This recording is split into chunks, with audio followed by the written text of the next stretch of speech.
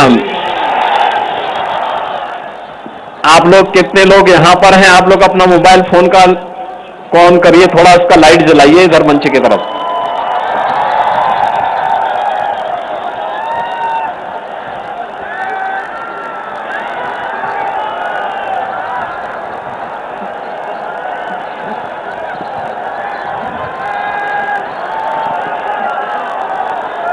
दीपोत्सव के 8वें संस्करण के आज के इस कार्यक्रम में हमारे बीच में उपस्थित केंद्रीय पर्यटन एवं संस्कृति मंत्री माननीय श्री गजेंद्र सिंह शेखावत जी, उत्तर प्रदेश सरकार में मंत्रिमंडल के मेरे वरिष्ठ सहयोगी उप मुख्यमंत्री श्री ब्रजेश पाठक जी, जल शक्ति मंत्री श्री स्वतंत्र देव सिंह जी, कृषि मंत्री और जनपद के प्रभारी मंत्री श्री सूर्य प्रताप शाही जी, प्रदेश के पर्यटन एवं संस्कृति मंत्री श्री जयवीर सिंह जी,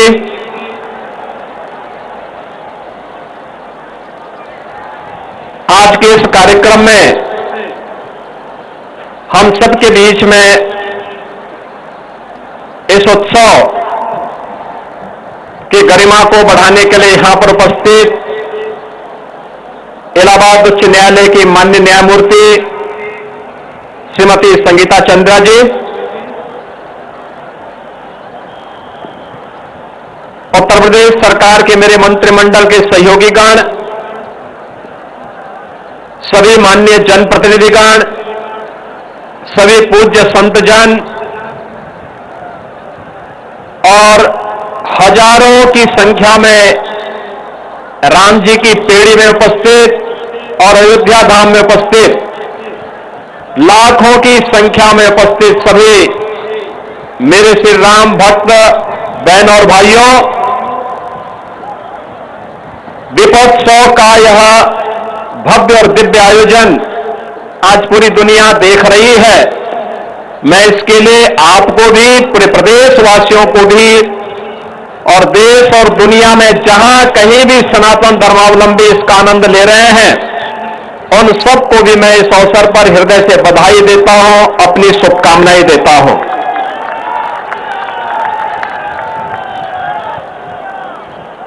सनातन धर्म दुनिया का सबसे प्राचीनतम मानवता का धर्म है। जियो और जीने दो की प्रेरणा देने वाला धर्म है। सबके कल्याण का मार्ग प्रशस्त करने वाला धर्म है और सबके कल्याण का मार्ग प्रशस्त करने वाले इस शाश्वत व्यवस्था पर जब कोई प्रहार करेगा तो स्वाभाविक रूप से स्वयं के विनाश को ही आमंत्रित करेगा।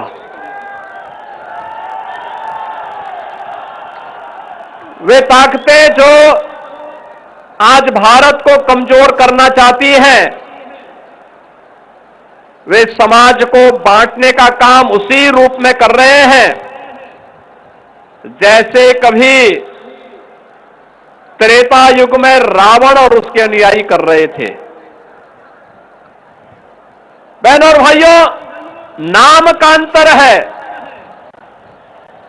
काम उस समय भी उनका बांटने का था, आज के वे लोग भी उसी रूप में कोई जाति के नाम पर, कोई क्षेत्र के नाम पर, कोई भाषा के नाम पर, कोई परिवार के नाम पर समाज को बांटने का जो कुत्सित प्रयास हो रहा है, इसके माध्यम से राष्ट्रीय एकता और अखंडता को चुनौती दी जा रही है। ये दीपोत्सव हम सबको एक नई प्रेरणा देने का एक अवसर है। याद रखना, हम सबको इस बारे में स्मरण रखना होगा। उस कालखंड में भी त्रेता युग में मारीच भी जानता था कि सोने का मृग बन करके मेरी क्या दुर्गति होने वाली है।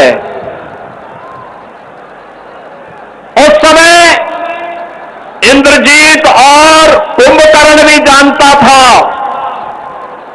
कि श्री राम से दुश्मनी की क्या कीमत चुकानी पड़ेगी, और स्वयं रावण भी जानता था कि राम स्वयं जगत नियंता, स्वयं श्री हरि विष्णु के ही अवतार हैं।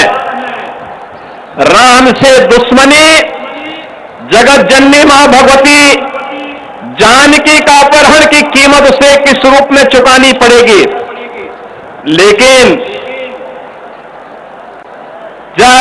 जाके प्रभु दारुण दुख देना ताके मति पहले हर लेना, और यही त्रेता में हुआ था। रावण हो, कुंभकर्ण हो, मेघनाथ हो, मारीच हो, खरदूषण हो, ताड़का हो, ये सब एक जैसी गति को इसलिए प्राप्त हुए क्योंकि इनका पक्ष धर्म का था, असत्य का था, अन्याय का था, अत्याचार का था, शोषण का था। और आज भी राजनीति के लिए सेम बने हुए कुछ लोगों के पुत्रों को राजनीति के नाम पर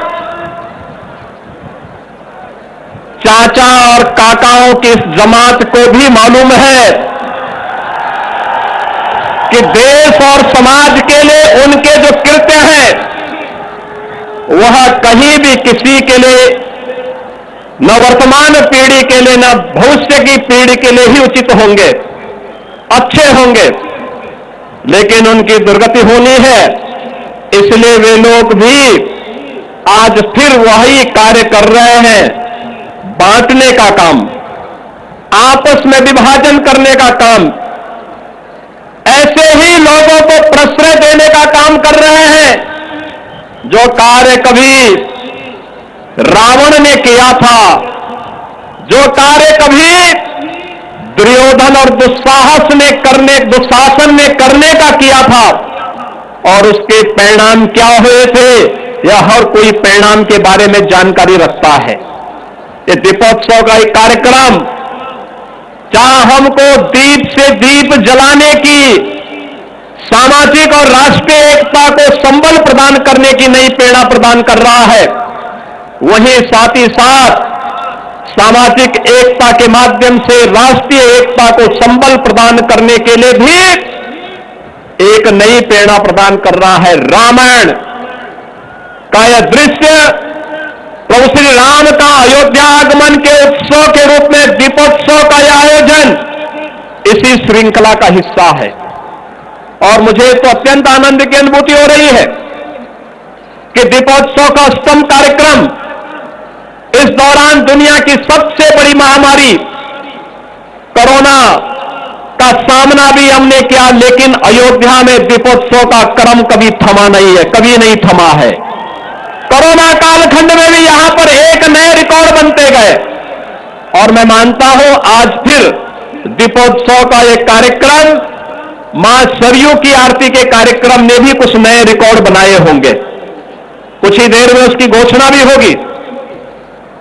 लेकिन हमें इस बात को याद रखना होगा, इस शाश्वत क्रम इसी प्रकार से चलता रहे, यह अयोध्या वासियों की जिम्मेदारी बनती है। प्रभु राम का आगमन आपके लिए अद्भुत घटना है, अलौकिक घटना है। अयोध्या धाम को दुनिया के मानचित्र पर प्रस्तुत करता है, अयोध्या के माध्यम से दुनिया को एक नई प्रेरणा प्रदान करता है। यह दीप केवल अंधकार को ही, अमावस्या के अंधकार को ही दूर नहीं करने वाला है, अज्ञानता के अंधकार को ही दूर नहीं करने वाला है, समाज के दुश्मनों को भी एक नया जवाब देने का माध्यम है।